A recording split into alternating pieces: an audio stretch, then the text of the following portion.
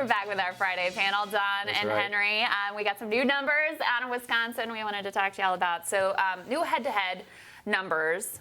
Caveat, it's early, blah, blah, blah. Margin. However, what we find here is two candidates beating Donald Trump in Wisconsin, obviously a very key state. We see Biden beating him by 9 and Sanders beating him by 4. Warren and Harris basically tying him in the state. I mean, Henry, is this a warning flag for the president? Yeah, absolutely. I mean, that's very concerning. He needs to win this state of Wisconsin.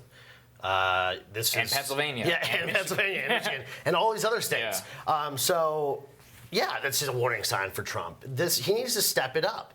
And maybe he needs to take another trip down to Wisconsin, do a little rally at the base, do what he does best. I think people are just exhausted, and I think that's part of the issue is the exhaustion amongst a lot of these voters, and that the Hail Mary pass that they threw didn't necessarily get caught. And people are very concerned, right, Donna, with now Trump is part of the system, and they can rightfully blame him for not getting something done, especially when first 2 years of Congress. And in that way, I mean, this is Biden's greatest appeal. Return to normalcy. It is. Yeah. But let's be clear. I mean, 77,000 votes between those three states, Wisconsin, Michigan, Pennsylvania.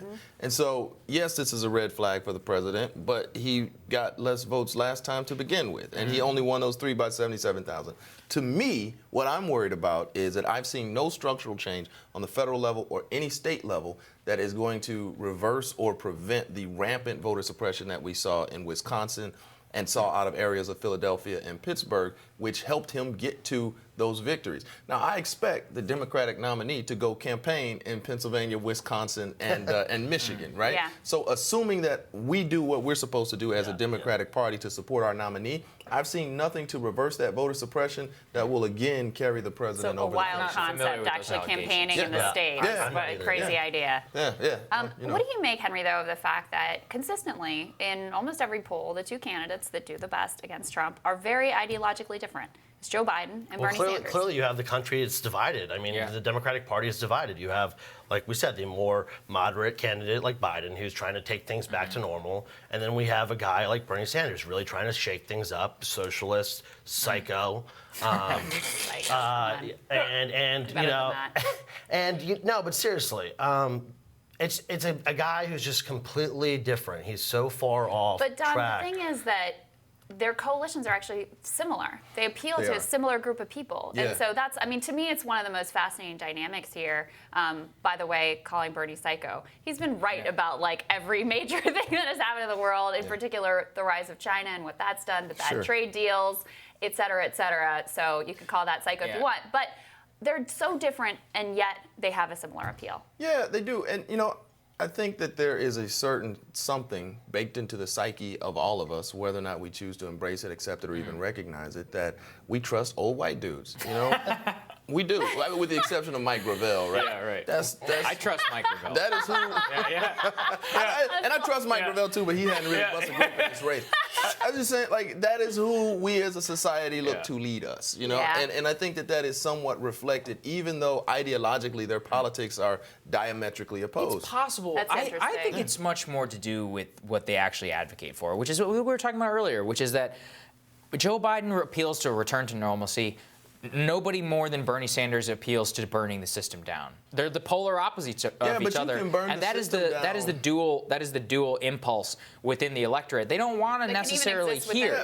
It can exist within the same. But you can return to normalcy with Amy Klobuchar, and you can burn the system down with my man Andrew Yang or Marianne Williamson. I mean, this is the thing. He's a former vice president of the United States. She's like a senator. And so I think it's more. I don't necessarily think it's one of these internalized things. Necessarily. We should also talk about white men. To lead Speaking of this, Howard Schultz has decided not to pursue the presidency. Bummer. Yeah, I'm actually pretty upset because he was one of the most boring people to ever walk the face of the earth. But he was boring. I mean, the thing is about Howard Schultz is that I loved this from when he said he wouldn't run. He didn't estimate that there weren't enough people who were willing to back an independent moderate in this election. I'm like, Howard, which planet have you been living on?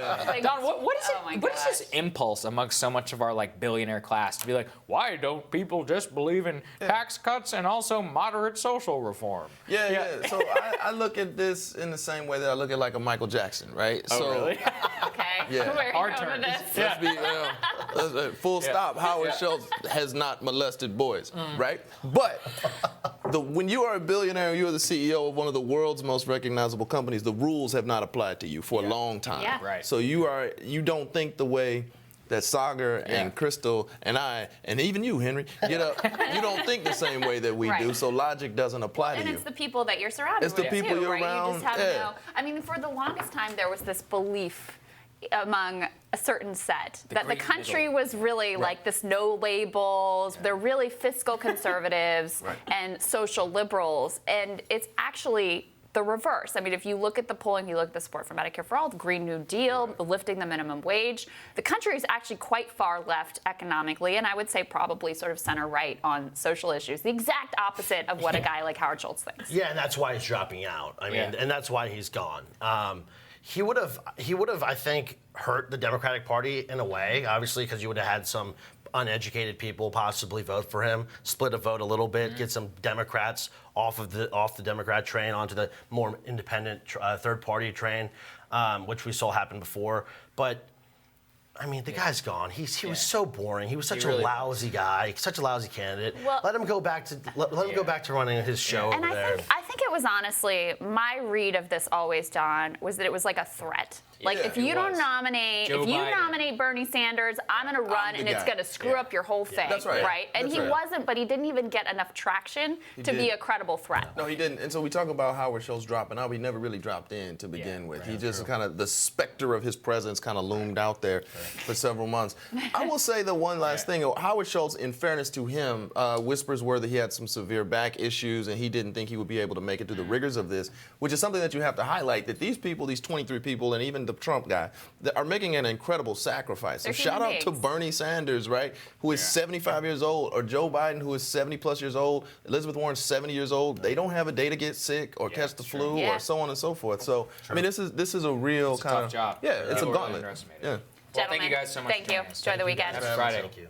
Next on Rising, American Conservative Union Chair Matt Schlapp is going to tell us what he saw on the ground in Hong Kong during the ongoing protests. And Killer Robots, Need We Say More? Be sure to click subscribe and hit the bell on YouTube so you know when we post all the new videos. Also, follow us on Facebook, Twitter, and Instagram at Hill TV Live. Great being with you all this week. Have a wonderful weekend. We'll see you next Monday. week.